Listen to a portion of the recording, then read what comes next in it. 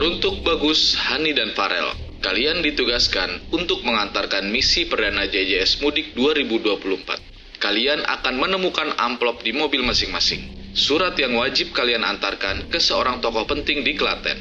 Untuk perjalanan ini, kalian akan dibekali uang sejumlah 2 juta rupiah untuk bertahan hidup selama perjalanan Jakarta sampai Klaten sejauh 541 km. Semoga berhasil.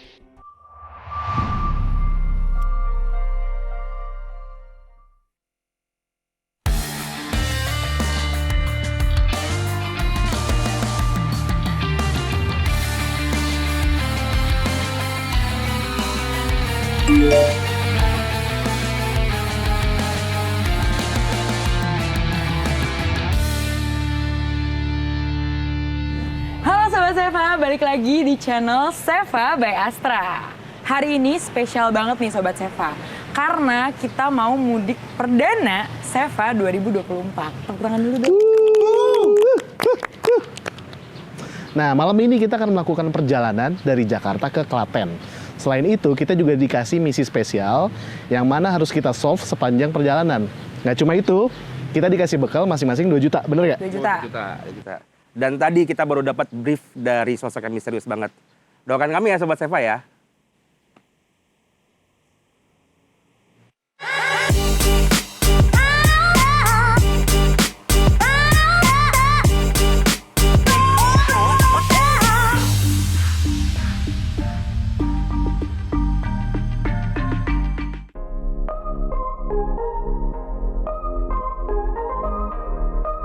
Nah, malam ini kita mau nyetir agak jauh nih Sobat Seva.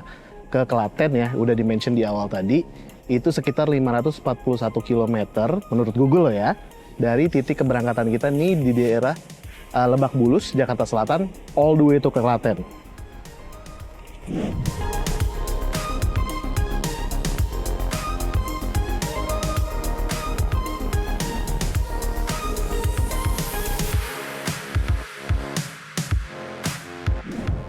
Ya Sobat Seva, jadi perjalanan malam ini ke Klaten tuh kita bertiga dapat mobil yang berbeda-beda. Farel dapat Daihatsu Xenia, Ani dapat Toyota Foxy, dan gue kebenaran dapat Innova Zenix yang hybrid.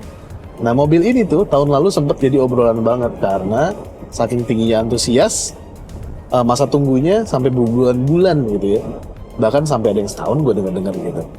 Nah, sama konsumsi bensinnya yang irit 23 banding 1.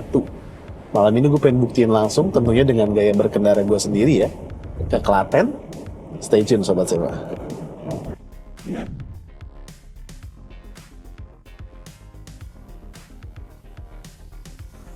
Ya Sobat Seva, sekarang kita udah sampai di rest area kilometer 207.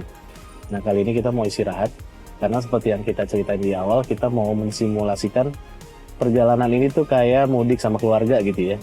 Jadi biar mudiknya aman nyaman, kita mau istirahat dulu biar nanti lanjut perjalanannya lagi kita dalam kondisi fresh. Selamat sampai tujuan. Selamat istirahat Sobat Seva.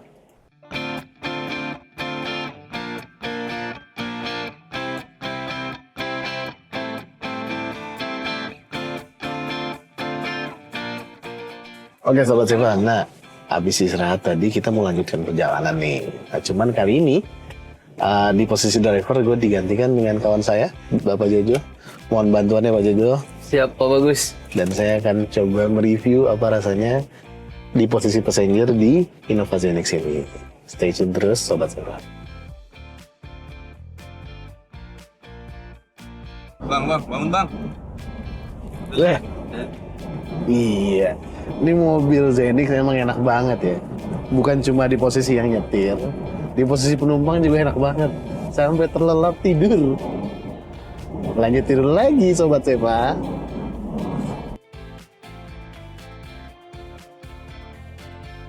Nah Sobat Seva, penasaran nggak sama tenaganya Innova Zenix yang kita bawa ini? Ayo mohon maaf ya Sobat Seva, saya bawa contekan nih karena nyebutin angka takut salah.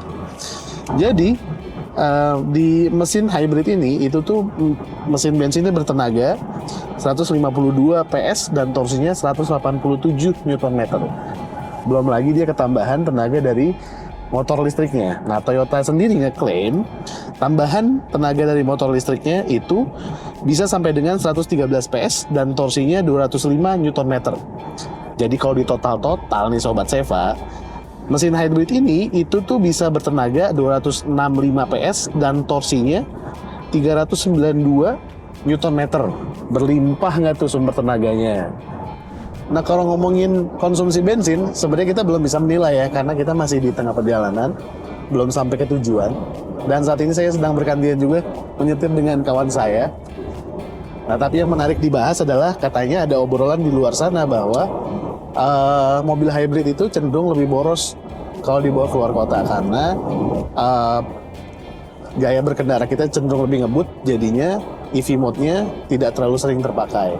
Nah tapi mungkin penjelasan dikit ke Sobat Seva, Innova ZX ini cara hybridnya bekerja adalah interchanging gitu ya. Jadi ketika butuh tenaga lebih besar, dia akan memanfaatkan bensin, tapi ketika gaya berkendaranya lebih sustaining gitu ya, gasnya lebih konstan, dia akan switch ke EV mode. Nah jawabannya nanti kita akan terjawab di akhir perjalanan ini, di tujuan kita di Klaten nanti gitu ya. Nah yang udah pasti terbukti adalah sisi kenyamanan. Tadi gue ada di posisi driver, nyaman banget. Sekarang ada di posisi passenger juga nyaman banget. Legroom, headroom, no issue, lega banget. By the way, yang kita bawa ini adalah Innova ZX tipe Q. Kursinya udah Ottoman. Elektrik pula. Ya Sobat Seva, nih gue mau nyobain satu fitur yang kayaknya akan berguna banget ya untuk perjalanan jauh, terutama mudik. Cruise control. Jadi kita tinggal set ini speednya di berapa. Nih gue kebenaran di 100 ya, 100 lebih dikit lah. Kalau kita pencet aja, udah. Nih gue nggak ngegas sama sekali nih. Dan ketika kendaraan di depan, dia akan ngelambat sendiri.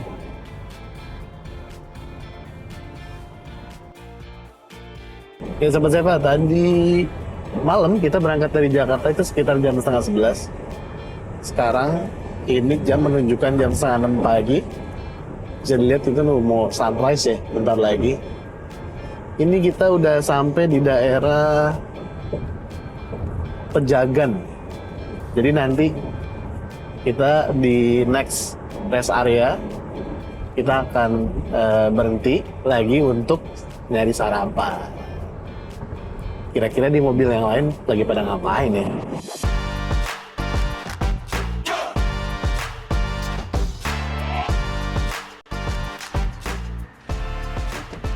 Nah Sobat Seva, kita udah di kilometer 391A di rest area. Waktu sekarang menunjukkan jam 7:30 pagi. Kalau gue sih nggak lapar ya, tapi lebih tepatnya lapar banget. Demi perjalanan yang lebih damai dan sentosa, lebih baik kita sarapan dulu, karena Farel sama Hani juga kayaknya nyari sarapan juga. Let's go!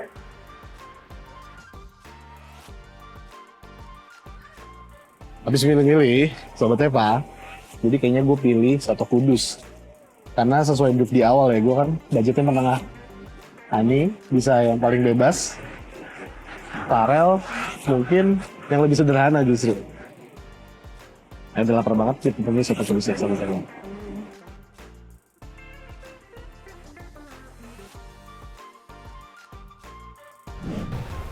Selamat pagi Bapak-bapak. Selamat pagi. Pagi. Gimana? Udah sarapan? Udah kenyang, begah. Gue pengen ngobrolin tentang gimana kita berkendara malam tadi ya. Situ aja. Boleh, panas banget nih. Tadi tuh kita mulai berangkat dari jam 10. Gue gak berhenti nyetir sampai sekitar jam 3-an. So far sih gue suka ya, especially buat perjalanan jauh. Awalnya gue kira untuk mobil ini, especially untuk mobil-mobil MPV boxy, tipe-tipe kayak Foxy gini, Alphard, Velfire itu akan lebih enak kalau misalnya lo jadi passenger aja. Oke. Jadi sebenarnya gue dari perspektif passenger aja nih, ini pasti mobilnya enak. Cuman ketika gue udah terjun langsung untuk nyetir gitu ya, ternyata setirnya ringan banget, itu satu. Terus juga mobilnya ngegas banget gitu ya, kencang, nendang. Kalau misalnya gue bejek, dia kencang banget. Terus yang paling memudahkan gue selama perjalanan, kenapa gue bisa sustain banget sampai jam 3, itu fiturnya dia tuh ada kayak adaptive cruise control kalau nggak salah. Namanya Mas, sama lane assist. Jadi kalau misalnya dua-duanya gue hidupin, ketika dua-duanya gue hidupin, itu mobilnya akan stay di lane yang lo sedang jalan gitu ya. Udah gitu secara speed bisa lo atur, maksimum speednya bisa berapa gitu. Terus dia akan sensor mobil depan tuh jaraknya seberapa jauh. Jadi dia akan nyesuaiin tuh ngeremnya di situ. Oke. Awal-awal tuh sebenarnya manuvernya tuh beda aja sih. Cuman nggak susah. Itu gue agak surprise. Dan gue ngerasanya sih tadi kan fiturnya berguna banget untuk perjalanan jauh. Tapi menurut gue tadi sempat istirahat juga di belakang di passenger seat. Itu legroomnya lega banget Mas. Jadi kalau misalnya emang cewek-cewek nih ya, especially untuk woman driver, punya anak gitu, itu pasti akan enak banget. Apalagi kursinya udah ada isofix-nya. Udah bisa dimundurin, kursinya ada isofix, legroomnya lega. Oke. Top sih. Terakhir untuk mudik, lo rekomendasiin? Untuk mudik gue rekomendasi. Nah, kalau lu gimana nih Rel, Daihatsu Xenia? Nah, tadi kan kita mulai berangkat tuh dari jam 10 malam ya. Nah, gue coba tuh mengendarai dan juga mobilnya juga gesit kan, kecepatannya lumayan lah. Cuman dari beberapa poin itu sedikit goyang, tapi buat gue sih masih aman ya. Karena kan kita memang memudik dengan kecepatan yang tertentu, yang pasti pengen keluarga kita aman. Jadi so far sih buat gue dari segi kecepatan aman untuk keluarga. Dan tambah lagi, tadi gue coba dari segi passenger, di mana gue istirahat tuh di belakang. Di belakang, kursi-kursi bisa gue lipat, gue bisa istirahat dengan tenang. Khususnya gue yang badan gue seperti ini, yang lumayan butuh space banyak, itu nyaman banget. Gue bisa tidur dengan nyenyak, dan itu buat gue sih rekomendasi buat keluarga ya, karena saat kita nyetir, keluarga kita pengen istirahat, itu bisa enak banget. Jadi untuk mudik, untuk keluarga pun, ini rekomendasi sih buat gue. Kalau gue Zenix, mungkin ini penilaian pribadi gue ya. Selama gue pakai mobil, so far ini yang menurut gue pengalaman berkendaranya paling enak sih.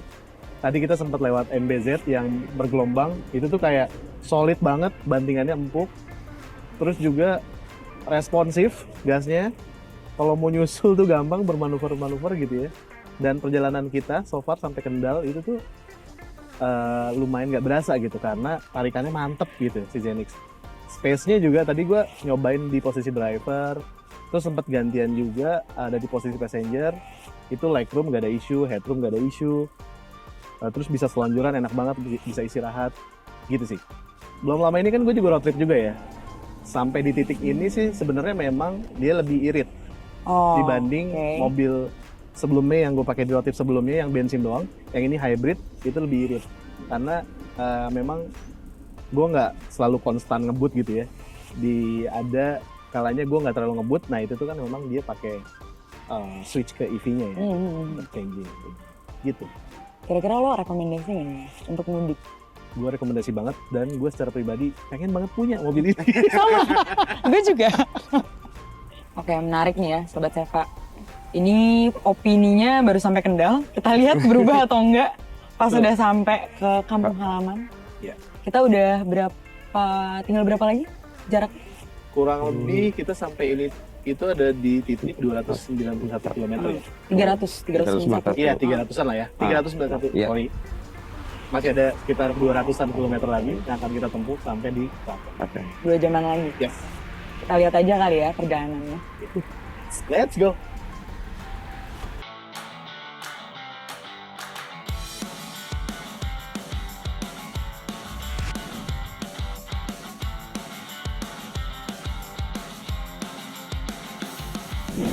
Nah, Sobat Seva, sekarang kita udah sampai di rest area kilometer 456. Nah, ini bukan sembarang rest area. Kenapa sih rest area ini spesial, Hani? Bener banget nih Mas Bagus. Bisa dilihat pertama, view di belakang kita oke banget. Ijo-ijo, pegunungan, sawah-sawah. Bisa jadi spot foto yang asik banget sih di sini. Bener gak sih Mas? Bener banget. Tadi udah banyak banget nih yang foto-foto ya. Parah.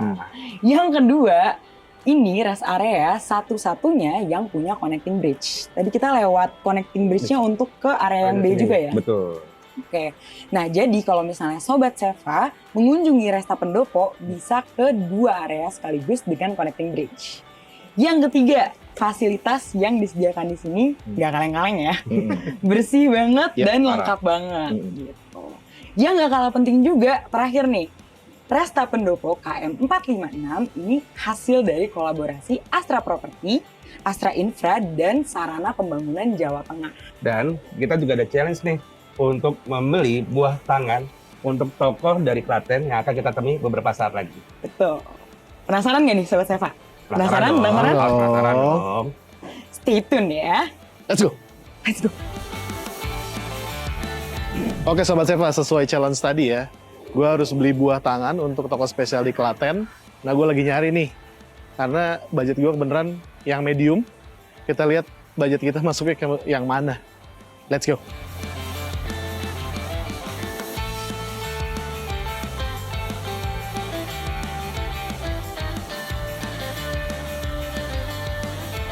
Oke, Sobat Seva, ini sebenarnya checkpoint terakhir kita sebelum tujuan final kita di Klaten.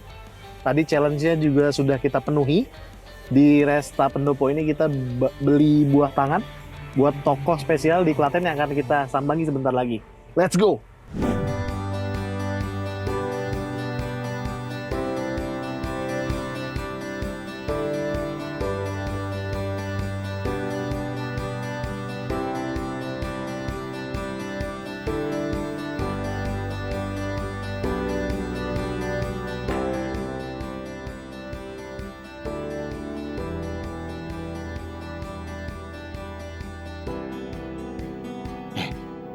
Kayak sering lihat rumahnya di Twitter ya. Familiar gitu kelihatannya.